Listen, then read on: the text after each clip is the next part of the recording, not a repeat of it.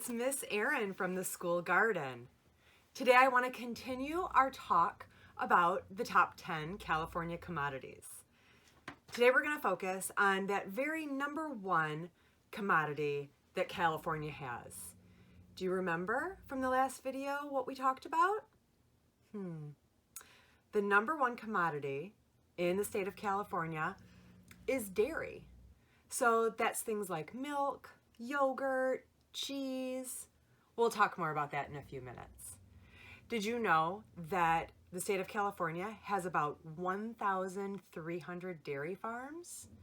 And 99% of those dairy farms are actually owned by families, just by farmers. And on those dairy farms, there are almost 2 million cows.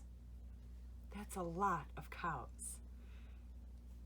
In 2019, the state of California produced almost 40 billion, that's billion with a B, billion pounds of milk. Isn't that a really big number to think about? And what did we do with all of that milk? Well, do you know that almost half of it goes into making cheese?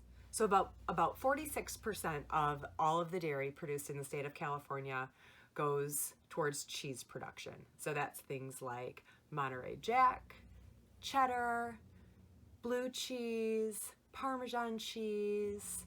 The list really can go on and on and on, right?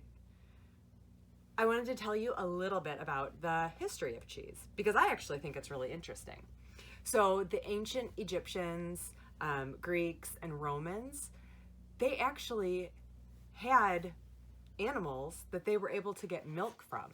Now, they weren't necessarily cows, maybe they were sheep or goats, but way back then, about 600 BC, the ancient people were already using those animals to make yogurt, to make cheese, and to have milk to drink for themselves. So the thought of having milk from these animals goes back a very, very long time. Milk's also really healthy for us. I think most people probably know that milk has a lot of calcium in it, and calcium is really good for our bones, to help our bones stay nice and strong, and also to have our teeth be strong and healthy. But there's also lots of other vitamins and minerals that are in dairy products, like magnesium and phosphorus, and even something called potassium. And all of those, again, work to keep our bodies healthy, to keep our bones strong, our muscles strong. They're really beneficial to us.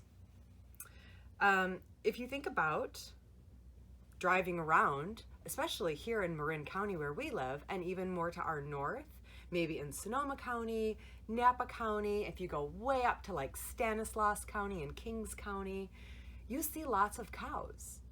So most often, the cows that you see that produce milk are black and white, and they are called Holstein. Those are the most common cows that we have here in the state of California for milk production. But there's actually a few other kinds. There's a kind of cow that's called a Jersey. Now those cows are a little bit smaller, but they also have really rich milk, and that is the milk that's often used for cheese production. You might also see a cow called a brown Swiss and cows called Guernseys. Does anyone recognize that word Guernsey and maybe think how you can connect it to something else that we've talked about in the garden videos? So who remembers Buttercup, the calf that our school adopted? So Buttercup is a Guernsey. She lives on an entire farm of Guernsey cows. Now, she doesn't live here in California like we've talked about. She lives in Iowa, which is another state that is really high in the production of cattle and dairy. But Guernseys make delicious milk, and that is the kind of cow that Buttercup is. Isn't that cool? Good little connection there. So I brought along with me today some examples of dairy products, but also, do you see that there are a couple boxes here that they don't look like they are dairy products, but they actually have dairy products in them. So talking about dairy, we've talked about milk and cheese. And there's also things like yogurt, butter is made from milk, things like buttermilk, sour cream, cottage cheese. Those are all things that we see mostly pretty regularly. They're in the refrigerated section of most grocery stores. But did you know that a long time ago, a scientist figured out a way to actually take all of that liquid and moisture out of milk and make something called powdered milk? And often it's non-fat powdered milk. And that's in a lot of dry goods, a lot of things that sit on the grocery store shelves or in a pantry. And I'm going to show you an example. So this one might not be too hard to understand why there's powdered milk in it.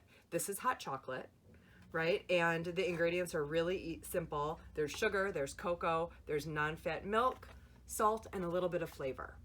And of course, to make the best hot chocolate, you add some more hot milk to it, stir it all up.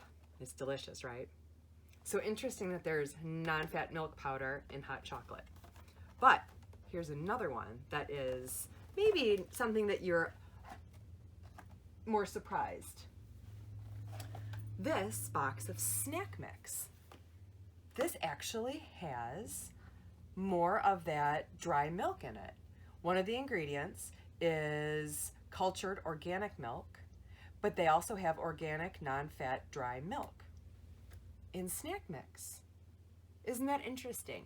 Now, I'm no scientist. I mean, a little bit when I'm in the garden, but right now, I'm not a scientist that would understand why all of the ingredients in this box are in this product, but I would guess that using the dried milk would actually help to give this the yummy flavor. So interesting, right? You also sometimes can find dried milk in things like breads or crackers. You know, like I said, different products along the grocery store shelves. Maybe in some of that macaroni and cheese in the boxes that they sell, some other kind of dried prepared foods probably also has non-fat milk powder in it. And then let's check out what else I have here. So some yogurt, right? This is a Greek style yogurt, so it's made with milk, just like all the other yogurts are, except it's a little bit thicker because they let some of the whey strain out of it. And the whey is kind of a watery portion of the milk. Whey is actually really good for you. It has a lot of protein in it. But Greek yogurt is delicious nonetheless. This is sweetened condensed milk. So this is milk that they have mixed with a lot of sugar, and then they cook it down so it gets really syrupy and thick, and it's really good in lots of desserts. Sometimes people use sweetened condensed milk in their coffee. It's very useful, baked goods, but the only ingredients in this can are organic milk and organic sugar. And then we have all the usual things that we might see, some yogurt drink, a string cheese. We know about those. Here's some Parmesan cheese that again is made with dairy that they process in a certain way to kind of get some of the moisture out. And then Parmesan cheese is good when it ages. And finally, last but not least, just some more Greek yogurt, a big old tub. This is one of my favorite things to eat. I actually have a bowl of this almost every day. Lots of protein, really good for you. Okay, so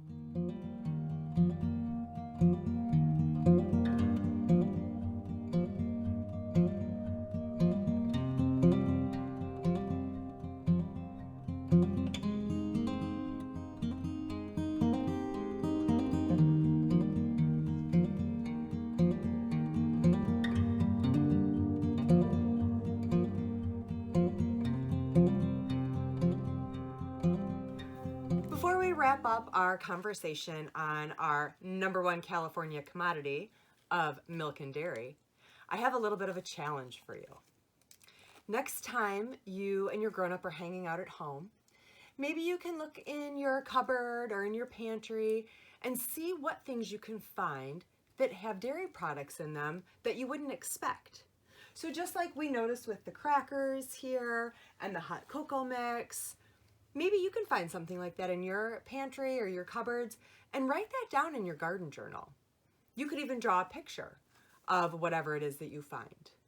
Maybe next time you're at the grocery store with your grown-up, you could do a little scavenger hunt down those grocery store aisles, those ones there in the middle with all the dried goods, and read some ingredient lists. Have your grown-up help you if some of the words are too big, and see what you can find. And then come back home and write down what you remember and put that in your garden journal. I think it's a really interesting topic, and I would love to hear from you.